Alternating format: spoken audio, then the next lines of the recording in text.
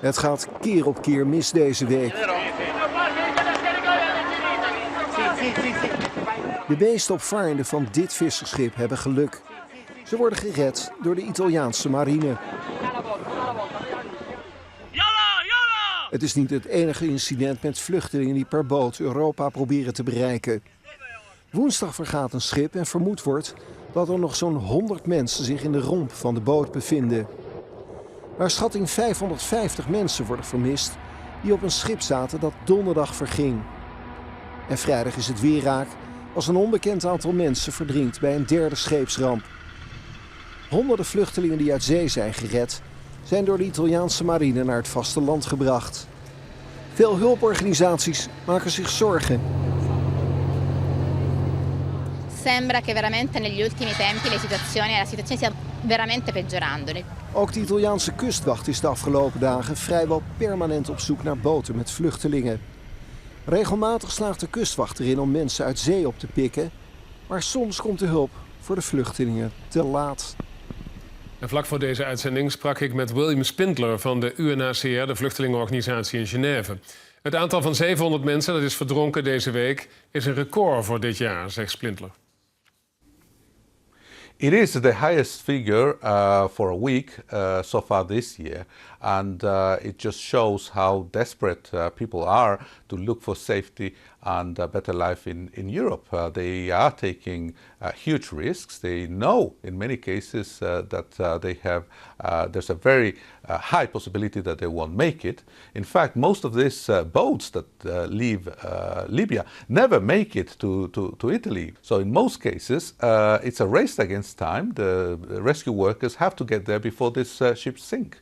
Is this the new normal? Well, this should not become the norm. We have seen year after year this situation in the Mediterranean. But when you have hundreds of people dying, men, women, children, some of the most vulnerable people on earth, most of them have already gone through a terrible ordeal just getting to the Mediterranean, crossing the Sahara Desert in many cases, only to find their death in this way. We should not become used to these tragedies happening at our doorstep. Where are the people coming from and what are their ages? Are there many kids on the boats? We have seen more and more children, some of them unaccompanied, some of them with their parents or a relative. They're coming, those who are arriving in Italy at the moment are coming mostly from sub-Saharan Africa, from Nigeria, from Gambia, from Guinea, from Senegal, from Ivory Coast. There are people from Eritrea and Somalia as well. There is a combination of economic migrants and people fleeing situations of conflict and persecution. Do you see any solution to this crisis? There has to be a solution, and we think that we need to work at different levels. First of all, we need to try to bring an end to the conflicts that are making these people flee. Secondly, we need to help the countries that are hosting the vast majority of refugees. Most refugees are not trying to come to Europe.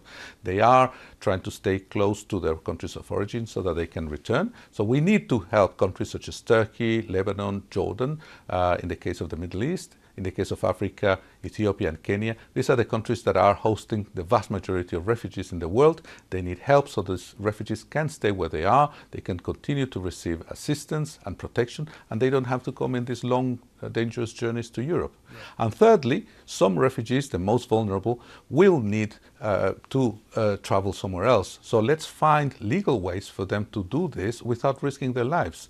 We are talking about schemes such as resettlement, family reunification, student and work visas for refugees, and so on. William Spindler in Geneva, thank you so much for your time tonight.